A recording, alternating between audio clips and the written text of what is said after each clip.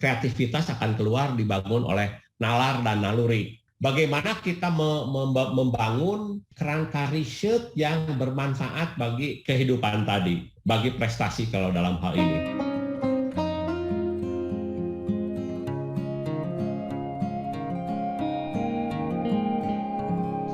Teknologi skill itu dibangun oleh nalar, kalau intuitive skill, ya intuitive skill dibangun oleh naluri. Dua-duanya harus digabungkan, ya dalam konteks dalam konteks bagaimana kreativitas itu akan keluar. Kreativitas akan keluar dibangun oleh nalar dan naluri, ya nalar dan naluri.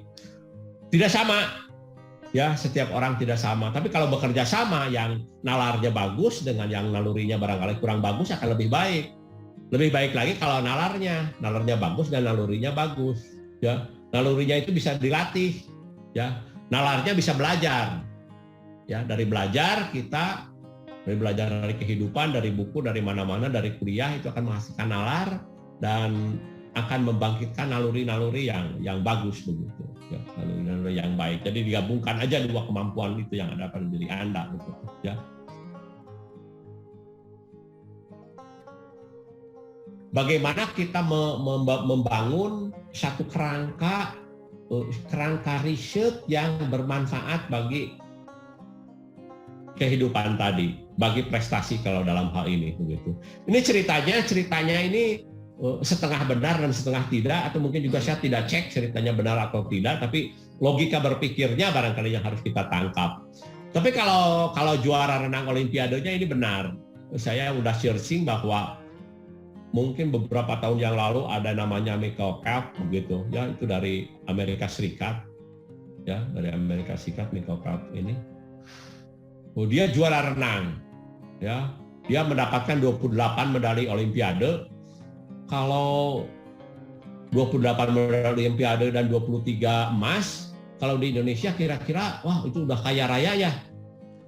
Kalau juara olimpiade itu hadiahnya berapa? Miliaran ya, kalau tidak salah 1 miliar dapat medali emas itu oleh pemerintah. Kalau 20 udahlah kaya begitu ya. Tapi ini hanya cerita lah. Tapi Michael Phelps-nya ini benar. Ceritanya Michael Phelps ini menang di olimpiade terus-menerus begitu ya. Michael Phelps ini juara renang tapi tidak pernah mendapatkan rekor dunia. Rekor dunianya tidak pernah dia dapatkan. Jadi menang sih menang begitu ya. Menang sih menang begitu. Tapi rekor dunia tidak pernah pecah begitu ya. Untuk masing-masing nomor yang dia ikuti begitu. Nah, tim pendampingnya, tim risetnya, kalau di sana setiap aktivitas itu ada timnya lah. Tim yang supportingnya berpikir kira-kira bagaimana caranya supaya Michael Phelps ini udah jagoan, juara begitu ya, olimpiadenya medali emas, tapi harus juga memecahkan rekor dunia begitu ya. Kan sesudah menang itu kebanggaan lain itu adalah memecahkan rekor dunia begitu ya. Nah, si timnya tersebut memikirkan kira-kira apa sih yang jagoan renang begitu ya. Ternyata kepikiran bahwa mungkin naluri atau mungkin nalar begitu ya, atau naluri digabungkan dengan nalar begitu ya. Nah, sesudah dia pikir-pikir, ya ternyata yang jagoannya renang di lautan itu adalah ikan hiu. Nah, dari ikan hiu timnya akhirnya bisa membangun konstruksi berpikir, jangan-jangan mungkin ikan hiu bisa cepat itu salah satunya karena kulit ikan hiunya begitu ya mempengaruhi kecepatan renang begitu. Ya akhirnya dipikir-pikir ya sudahlah kita buat sajalah struktur baju renang yang struktur kimianya mirip dengan kulit ikan hiu. Ini ceritanya kurang lebih seperti itu ya. Anda jangan cari di Google, ini bener nggak cerita pasien ini bener, nggak usah lah begitu ya. Nah, kurang lebih saya ingin hanya ingin mengatakan ada konstruksi logika bagaimana kepentingan itu dikaitkan dengan pengembangan ya, pengembangan inovasi. Nah akhirnya dibuat sajalah oleh timnya. Kalau di Amerika mungkin tidak terlalu sulit lah membuat satu baju renang yang struktur kimianya mirip dengan kulit ikan hiu begitu ya. Dibuatlah baju, kemudian dicoba, kemudian main lagi di olimpiade, begitu dia turun lagi di di gelanggang Olimpiade begitu, ternyata hasilnya benar. Pada waktu dia memakai baju yang struktur kimianya seperti kulit ikan hiu, ternyata dia mampu memecahkan rekor dunia.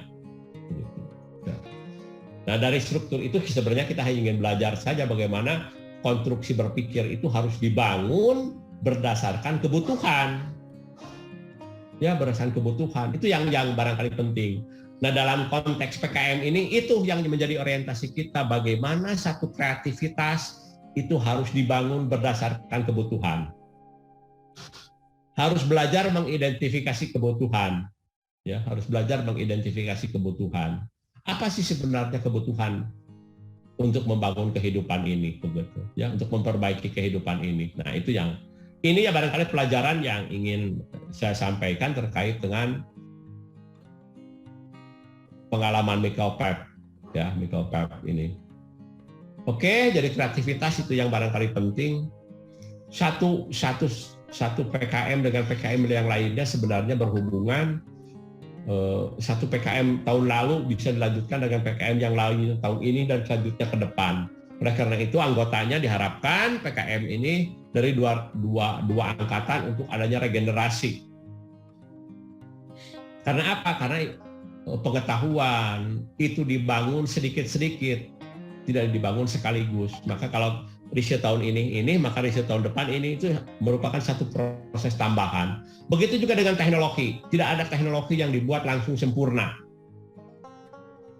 Tidak ada, tapi harus dibuat secara pelan-pelan. Nah, ini kurang lebih seperti itu ya yang ingin kita sampaikan.